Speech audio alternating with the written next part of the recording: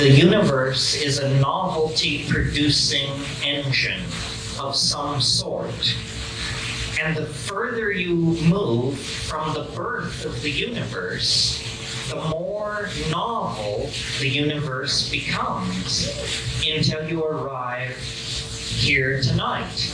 This is the most novel moment to date in the history of the universe. It is not only a world of astrophysical forces, or a world of astrophysical forces plus organic chemistry, or astrophysical forces, organic chemistry plus biology. But this is a world that has all the levels of novelty that have accumulated throughout the career of the evolving universe. Each level built on the level which preceded it. And one thing I want to point out about this is that this is the first, if you agree with this, then the first payoff is that suddenly human importance is taken back from the scientific view that we are the chancely evolved witnesses of a meaningless process in an ordinary corner of a universe too vast to conceive or imagine. That incredibly disempowering picture of who we are in the cosmos is misled. The actual facts of the matter are that in our bodies, in our brains, in the culture that we have assembled, all the novelty that preceded us has been exploited and is expressed and is honored. We then begin to look like partners in the project of the production of novelty and more novelty and yet greater novelty. Okay.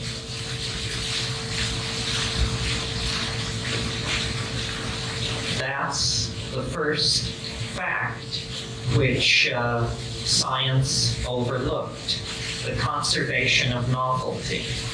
The second fact that science overlooked is more of a stretch in terms of the break with the past style of thinking that it requires.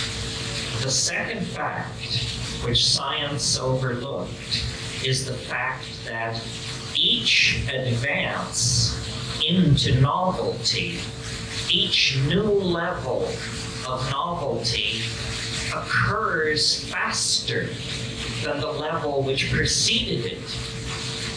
This is incredibly important because what it means is that the culmination of the novelty-producing process could be far closer to us in time than we might ordinarily suppose using scientific assumptions about reality. And those of you who have heard me before have heard me say, history is the shock wave of eschatology.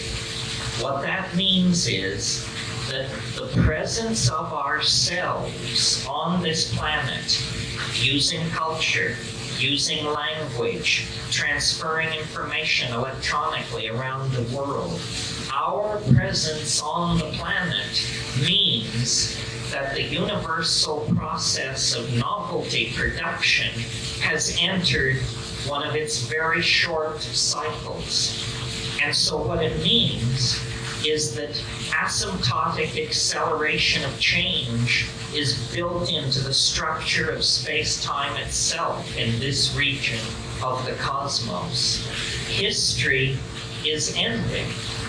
Time is literally running out on this planet. And it isn't about political mistakes or anything where we should blame ourselves. It's in the structure of the fabric of space-time itself. And the proof of this is ourselves, because the emergence of conscious human beings out of advanced primates occurred with such explosive suddenness that it, like history, argues that we are in the presence of a process that is quickly beginning to accelerate and cross boundary level after boundary level as it bursts through to greater and greater degrees of freedom.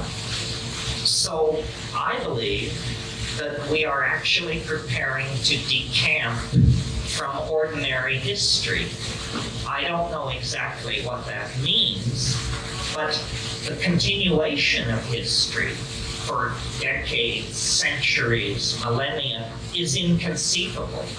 That is the hallucination of the establishment.